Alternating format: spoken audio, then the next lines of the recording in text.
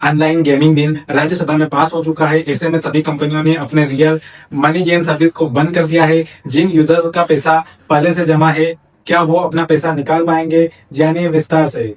इस बिल के आने से क्या ड्रीम इलेवन जैसे ऐप भी बंद हो जाएंगे? क्या खेलने वाले को भी सजा मिलेगी? जिन लोगों ने पैसा लगाया था उनका क्या होगा?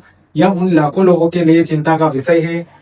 आखिर यह बिल क्यों लाया जा रहा है? क्या इस बिल से अब ई स्पोर्ट्स और भारत में गेमिंग के व्यापार का क्या होगा?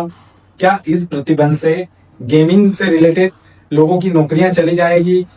क्या उद्योग भी प्रभावित होंगे? क्या अवैध विदेशी सट्टेबाजी प्लेटफॉर्मों का उपयोग बढ़ेगा? यह प्रतिबंध किन किन गतिविधियों पर लागू होगा? इन सभी तमाम प्रश्नों का जवाब हम इस वीडियो में देंगे।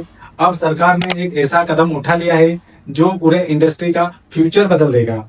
जी हाँ दोस्तों, लोकसभा ने अभी अभी पास किया है promotion and regulations of online gaming bill 2025, जिसमें एक नेशनल लेवल पर बैन लगाने की बात हो रही है।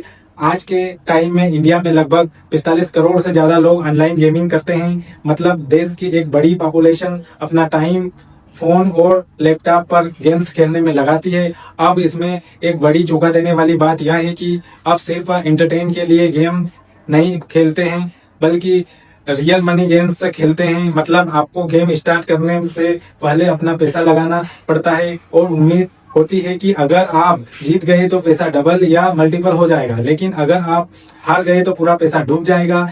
इसका सबसे बड़ा एग्जांपल है ड्रीम इलेवन, जिसके आज के टाइम पर 200 मिलियन से भी ज्यादा यूजर्स है। मतलब अगर इंडियन पॉपुलेशन के हिसाब से देखा जाए तो हर 7वां या 8वां इंडियन कभी ना कभी ड्रीम इलेवन यूज किया है। दूसरा बड़ा प्लेयर है MPL मोबाइल प्रीमियर लीग, जिसका मार्केट शेयर 15 से 20% के आसपास है। यह दोनों कंपनी इंडस्ट्री के किंग प्लेयर है। आपको सुनकर शौक लगेगा कि ऑनलाइन गेमिंग इंडस्ट्री का साइज आज के टाइम पर हजारों करोड़ रुपए का है।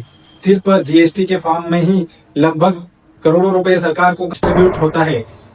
मतलब इंडस्ट्री सरकार के लिए एक बड़ा रेवेन्यू सोर्स बन चुकी है। लेकिन इससे प्रॉब्लम यह है कि ऐसे गेम्स की वजह से इंडिया में गेमलिंग और बेटिंग का कल्चर बढ़ रहा है।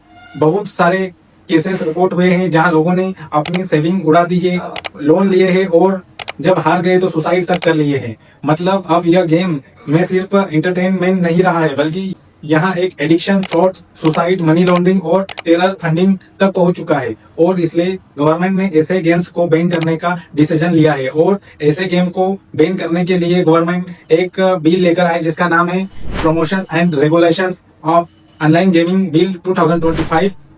यह बिल कहता है कि जितने भी रियल मनी गेम्स हैं जिसके लिए आपको एंट्री फीस डिपॉजिट देना होता है, सारे गेम्स को बैन किए जाएंगे। चाहे वह गेम स्किल बेस्ड हो जैसे फैंटेसी क्रिकेट, रमी, पोकर या चांस बेस्ड जैसे लॉटरी टाइप या बेंडिंग स्टाइल। अगर आपको एंट्री के लिए किसी भी प्रकार की फीस या डिपॉजिट देना पड़ता है तो वह गेम इलीगल माना जाएगा। मतलब ड्रीम इलेवन जैसे गेम्स जो पैसा लगाकर खिलाए जाते हैं, अब सीधा वह गेम बैन हो जाएंगे। दूसरा, आपने देखा होगा कि IPLs के दौरान बड़े बड़े क्रिकेटर्स ड्रीम इलेवन के ऐड करते हैं या टीवी पर कंटिन्यूसली गेमिंग ऐप के ऐड चलाते रहते हैं।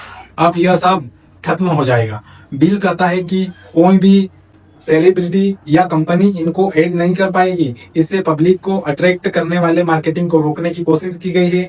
तीसरा, अब कोई भी बैंक पेमेंट गेटवे या wallet service in real money game के लिए ट्रांजैक्शन प्रोसेस नहीं कर पाएगी। मतलब आप अपने पेटीएम, गूगल में UPI या डेबिट क्रेडिट कार्ड से इन एप्स पर पैसा डाल नहीं पाएंगे। चौथा, इस बिल में स्ट्रिक्ट पनिशमेंट भी रखा गया है। अगर कोई गेमिंग कंपनी या प्लेटफॉर्म रूल्स वायलेट करता है तो उसको 3 साल तक की जेल और 1 करोड़ रुपए तक का फाइन देना पड़ सकता है। और जो लोग एड बनाते हैं या प्रमोट करते हैं उनको 2 साल तक की जेल और 50 लाख रुपए तक का जुर्माना देना पड़ सकता है। इस बिल के हिसाब से प्लेयर पनिश नहीं होंगे, सिर्फ सर्विस प्रोवाइडर्स, एडवर्टाइजर्स और फाइनेंशियल फैसिलिटी पनिश होंगे। इस बिल का सबसे टफ प्रोविजन यह है कि ये ऑफेंस नॉन बेलेबल कैटेगरी में रखा गया है। मतलब पुलिस किसी भी कंपनी के ऑफिशियल या इन्वॉल्व पर्सन को बिना वारंट के अरेस्ट कर सकती है और बेल लेना इतना भी आसान नहीं होगा। इस बिल में एक और स्ट्रॉन्ग पॉइंट है कॉर्पोरेट अकाउंटेबिलिटी का। मतलब सिर्फ कंपनी ही नहीं बल्कि डायरेक्टर्स, मैनेजर्स और टॉप लेवल एग्जीक्यूटिव भी पर्सनली लायबल होंगे अगर रूल ब्रेक किया तो। धन्यवाद दोस्तों।